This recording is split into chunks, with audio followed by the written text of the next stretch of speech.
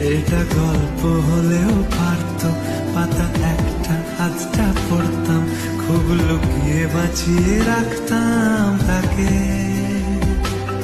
জানি আবার আসবে কালকে, নিয়ে পালকি পালকি ভাবনা, ফের চলে যাবে করে একলা আমাকে।